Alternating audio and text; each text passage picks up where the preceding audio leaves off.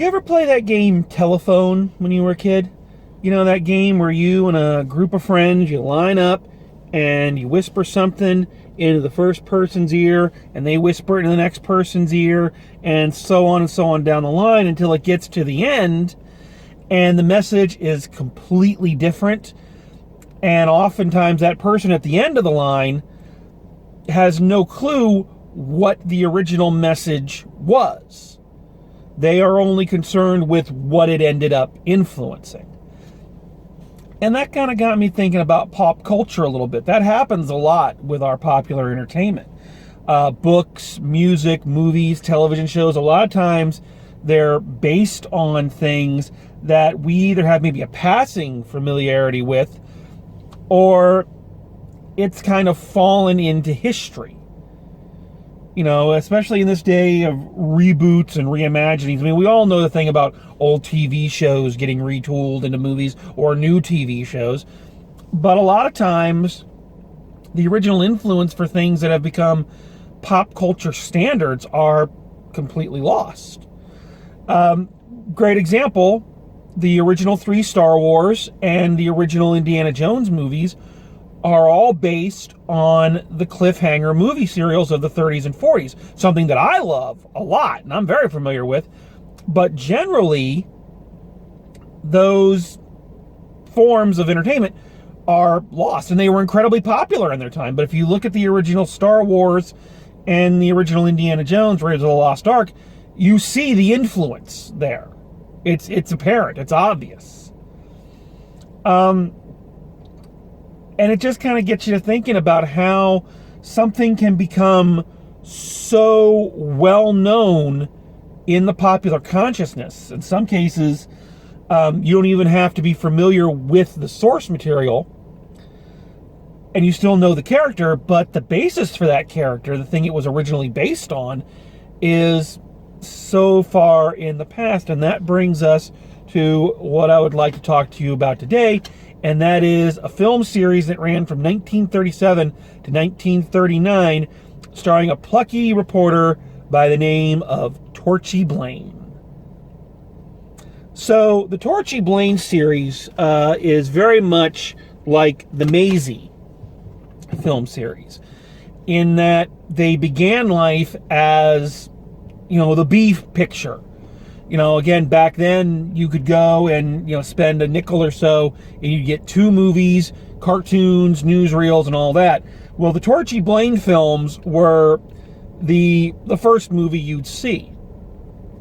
Unlike the Maisie series, though, the Torchy Blane collection would never graduate to main feature status. If you look at the run times of the Maisie series, they start at about an hour, give or take, and then gradually as the series goes on, they get longer and longer until the last couple are hour and a half, which was, you know, standard film length at the time. The Maisie series always clocks in at about an hour, give or take. So they were always the B film. But still an incredibly popular and incredibly influential film series, even though we don't remember it that well today. So, what is the Torchy Blane series? Who is Torchy Blane? Well, Torchy Blane is a plucky, and I can't think of a better word to describe the character than some of the old cliches, but she is a plucky, spunky girl reporter. She's the best reporter in town. She will go to any lengths to get her story. And she ends up always trying to sort out these various crimes. She is quick-witted. She has a keen sense of detail. And she has an insatiable appetite. She loves steaks. I love little character details like that they put in, that a character loves this kind of thing. And that's something that catches you in the first few Torchy films, is that she always wants to she always wants to eat, and she always wants a steak. Where the fun of the Torchy series comes in is when she butts head with her constant boyfriend throughout the entire series, Lieutenant Steve McBride. So, again, very much like the Thin Man series, which was one of the most popular film series of that time, the core of the Torchy series is not just Torchy. It is the chemistry between Torchy Blane and Steve McBride. You have this plucky, go-for-broke reporter who just wants to get the story and doesn't really care how she gets it. And you've got a by-the-books, grizzled old police lieutenant. And what's fun is watching how they come at the story and the mystery that they're solving from the two different angles, sometimes working at completely opposite ends. Usually Steve is, with the facts that he's given, point him towards the red herring, and Torchy, just going with her gut, is following the least likely suspect and ends up being right. Or in other instances, they're on the same track, they're just coming at it from two different sides. And yeah, that is the core charm of the Torchy films, is Torchy and Steve. And it's just a wonderful balance between the two characters. So much so, the films actually recast a couple times. And whenever they would recast Torchy, they recast Steve as well. Sometimes to decent effect and other times to not so decent effect. It's a testament to the popularity of these films at the time that they made so many of them. Again, they pumped out 9 of these things in just under 3 years. So that's a lot of films, even back then, where you'd film these things, these B-roll pictures, fairly quickly, a couple weeks. It wouldn't take you that long. But still, they pumped out a lot of them. But yeah, a couple times they actually recast, and you can kind of tell how a Torchy film is going to be by the Torchy and the Steve. The dominant pairing, the original pairing, and the ones that would be kind of the faces of the franchise were Glenda Farrell and Barton McLean as Torchy and Steve. And these are the two that originated the roles. And maybe because they originated the roles, maybe because they did more of them than anyone else, this is Torchy and Steve to me.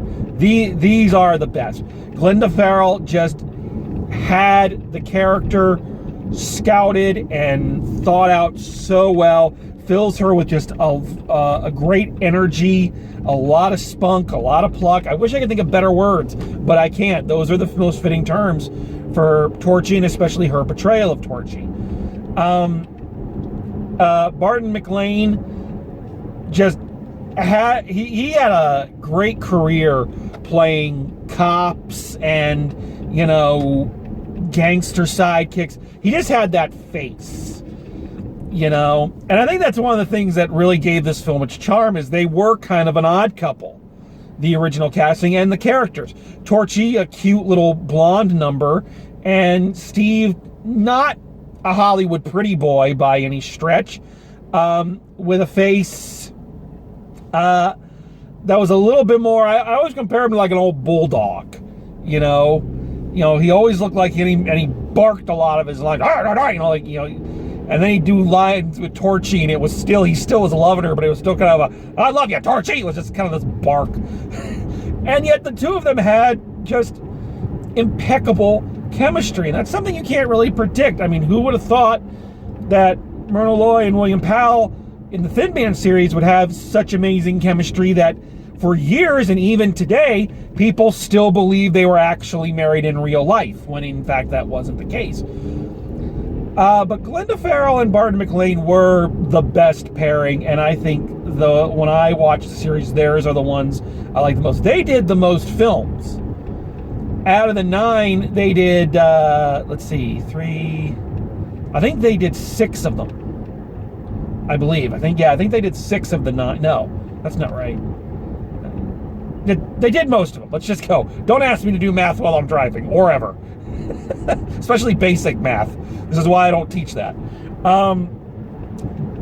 But after the third film, after the fourth film, I'm sorry, when they did Torchy Blane Goes to Panama, for one reason or another, they recast.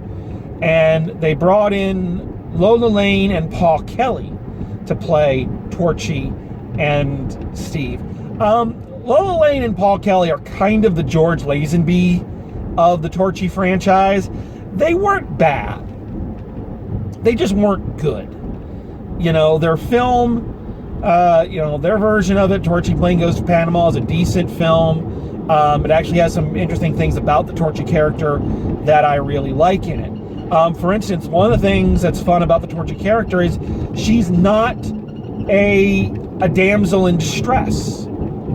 Usually when she gets herself into trouble, she's the one who figures her way out of it. How does she signal Steve to let him know where she is? How does she talk her way out of it? You know, she's a clever person. You know, in this one of the plot points is she buys this jumpsuit, I guess. It's like a pantsuit. And Steve is constantly going, why are you walking around in your pajamas? Put some clothes on. And when she stumbles onto the bad guys, and she falls into a lake or something. She falls into a fountain, actually. You know, she asks, well, can I put on something dry? And she hangs the jumpsuit out the window so Steve can see it and know where she's at. So she's always thinking on her feet. So the film is not bad, but Lola Lane just didn't have, I don't know, just the spark that Glenda Farrell had. Paul Kelly, he was too handsome to play McBride, in my opinion. And he wasn't like your classic Hollywood pretty boy, but he was a much better looking person than, Barton McLean was. The film was okay, but the fans of the series were adamant. They did not like the recasting. They rejected it. And this was in the days before internets could come along. The internet came along, and you get online and go, oh, I hate this person, and complain about it for the rest of your life. But the fans revolted, and the studio brought Glenda Farrell and Barton McLean back for the next several films. The last film of the series, Torchy Blane Playing with Dynamite, Glenda Farrell's contract was up with Warner Brothers, so they brought in Jane Wyman and Alan Jenkins to play Torchy and Steve. I think that if they had chosen to continue the series after this, I think Jane Wyman and Alan Jenkins would have done a good job. I think they could have had a longer run as Torchy and Steve. I think Jane Wyman had a better handle on it than Lola Lane did. Alan Jenkins grew on me as McBride. He wasn't as barky or as energetic as Barton McLean was, but towards the end of the film, I liked his take on Steve. It was a little different, but it worked. But they just didn't have as good a chemistry. So all the films are fun, but I definitely think the ones with Glenda Farrell and Barton McLean are the best of the series. Now, if you're talking about the cast, you've got to talk about the star of the Torchy Blane series. The only character to be in all 9 films was played by an actor named Tom Kennedy. And there's the wonderful, wonderful character of Gahagan, the McBride's sidekick, a bumbling, big-hearted, but slow-witted cop, partial to writing poetry about whatever is going on, usually with his wonderful catchphrases. What a day! What a day! Tom Kennedy as Gahagan is just fucking awesome. I love Gahagan. I love Gahagan so much that when I was writing my play, Cliffhanger, Beware the Blue Ghost, I put the character of Gahagan in it. because it was just such a fun character, and Tom Kennedy was just having a ball playing him. Interesting side note, Tom Kennedy was actually a professional wrestler for a time. And in the last film, Torchy Blane playing with Dynamite, there's this whole subplot about Gahagan being a wrestler, and he's always wearing the championship belt under his vest, and that's something I put into Cliffhanger. And that apparently was his belt that they used in the movie. That was his actual championship belt. So, fun little fact. The mysteries themselves are decent. They're not real brain teasers. I think the hardest thing about them is that because the films are only like an hour long, you really don't spend a lot of time with the suspects in a lot of cases. So you meet the suspects once or twice, and then they're just referring to them by name, and if you don't catch their names right away, you're having a hard time figuring out who they're talking about and who did what. So in those instances, it's a little tricky. What's also fun about the series is that some of the films, as they kind of went on, they weren't always murder mysteries. They were kind of almost Columbo-esque in that we already knew who the culprit was, and the adventure was how Torchy and Steve were going to catch them. So that was always an interesting twist. Here's another interesting thing about the Torchy Blane series that I rediscovered kind of watching it through this time. It's bizarre to me, especially in the early goings, how progressive for the times they were in certain areas. We'll talk about that other thing here in a second. So in the second film, Fly Away Baby, one of the running jokes of the series is that Torchy, because of her relationship with Steve, is always getting the big stories. Not because he gives them to her, but because she's always palling around him and she overhears things, and and all the other reporters are mad because Torchy keeps scooping them. So in the second one, the chief of police is talking to McBride, and he's saying, well, why don't you marry Torchy and, make her settle down and quit her job? And Steve says, I'm not going to ask her to do that. She loves being a reporter, and I love her. So, and being a reporter is part of who she is. So I'm not going to ask her to quit her job after we get married. And I was like, shit, that's, and he doesn't renege on that in that film. As the series goes on, there's a couple of them where he's like, you're not going to do that. You're going to go home and have my babies and things like that. But for that moment in that film, and again, he didn't renege on it within that film. It's a pretty progressive stance for the time, that the guy wasn't threatened by her job and wasn't going to insist that she settle down. It was like, all right, well, good on you, Steve. Also, again, kind of unlike the Maisie films, and I think because these ones were made much closer together, for the first couple, they actually keep continuity. Like, they mentioned things that happened in the previous movie and that are still having an effect in, the current one. They could do running gags. One of the premier running gags of the franchise, and that carries through the whole way, but especially in the first couple, is that Torchy and Steve are constantly trying to get married. They're constantly running out. They're planning, okay, we're going to go and we're going to get a marriage license and we're going to do it. And by the end of the film, something happens that postpones the wedding. Either she runs off for a story, or he runs off for a new case, or something like that.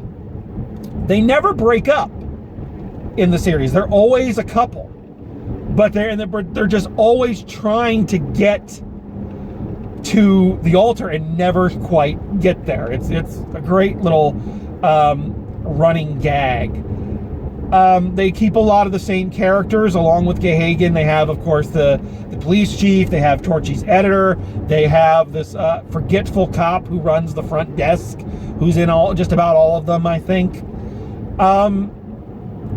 So yeah. negative side. Okay, I gotta talk about this. For the most part, these films are too short and too quick to really have a bad side. But I mentioned a second ago how progressive these films were in certain areas. In other areas, unfortunately, they are very much of their time. And, man, it's oh, jeez. You really do. You really forget just how fucking racist Hollywood was at the time. You really do. And it is really on display here. In a couple of them, they have black actors doing a lot of the same things that they would do in like the major film. You know, the big bug-eyed, Bakaba, you know, like they can't talk, right? You know, and you're just like, oh, dude. In one of them, in Torchy Blane in Panama, it starts out with a parade, and there's a float with like the Jungle Queen. And it's like this white woman sitting on a throne with two dudes in complete blackface and black body, and it's just like, oh God, oh my fucking God.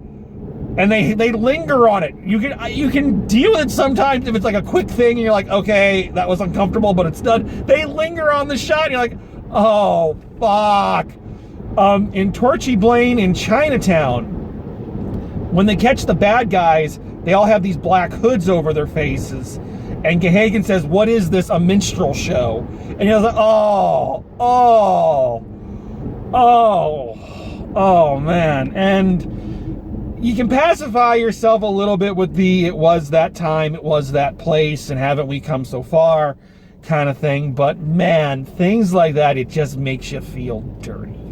Like you need to wash off afterwards. It's just, even talking about it just makes me feel really filthy. But the only thing I'll say, and they're not even a defense, just more defense of the movie, is that they're quick things. You can zip past them if, you know, and they don't affect the rest of the movie. But man, yeah, they're in there. Yeah, I hate talking about that. Best films of the series, they're all fairly good. I think Torchy Gets Her Man is probably my favorite of the series. I don't know why. It's just it's a clever film where Torchy and Steve are trying to catch a counterfeiter, and the counterfeiter is actually masquerading as a Secret Service agent. So he's actually conned Steve into helping him, but Torchy isn't fooled. So it's a really neat. It's a clever story. Blondes at Work. The first couple of them were all something to do with blondes. You know, the first one was The Smart Blonde, and then Flyaway Baby, then Adventurous Blonde, Blondes at Work, you know, which is another reason why Lola Lane really didn't fit. She wasn't blonde. You know? And I know that sounds stupid. I don't care if they changed the color of James Bond's hair, but when the first several films in your series are all blonde, it's like you cast a very clearly brunette woman. It's like, you know, and then again, she wasn't bad. That was just something that caught my eye. But all of them are fairly decent. If I had to pick a weak link in the films, I think it's the second one, Flyaway Baby. Not because of the story. The story is decent. There's a bank robbery, or rather a jewel robbery. A guy steals a bag of diamonds, and he's planning on going on a round the world trip to fence the diamonds out of the country. So Torchy decides to play up this whole thing about a race around the world so that her paper will pay for her to basically go and chase after the guy. And that's all well and good, except the three people who are supposedly racing around the world are all on the same planes, boats, and Zeppelin. How is it a race if you're all booked on the same fucking forms of transportation at the same time? You know, I know that's a nitpicky thing, but it really does kind of punch a hole in what would have been a neat kind of chase film. Also, interesting in this, these are all pre-World War II. When they do the shot of the Zeppelin when they're leaving Germany, you can see the swastikas on the fucking tail fin. And that's another thing, you're just like, oh. You know, and again, at that point in time, that wasn't bad. But we being from the future know what's coming, and you're like, oh dear.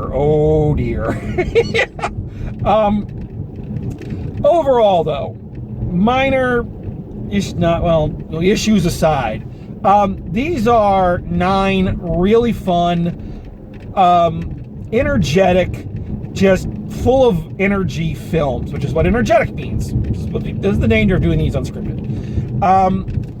And again, I call them popcorn movies because they are. They're more like TV shows than they are films. They're like hour long. You can I watch them in between a lot of the other movies I've been watching for this series.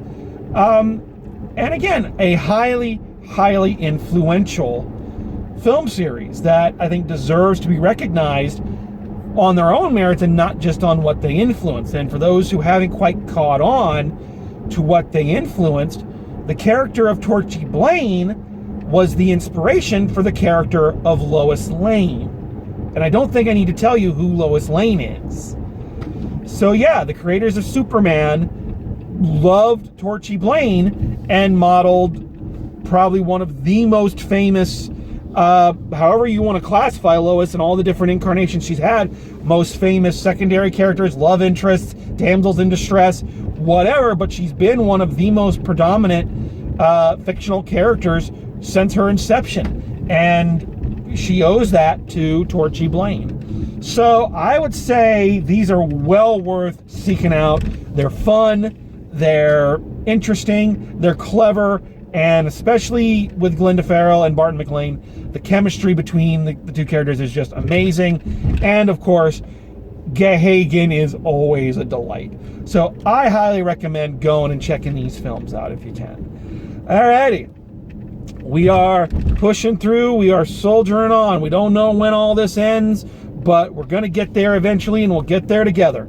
So, as always, keep calm and carry on. And even more, as always, drive safe. And I will see you at the movies.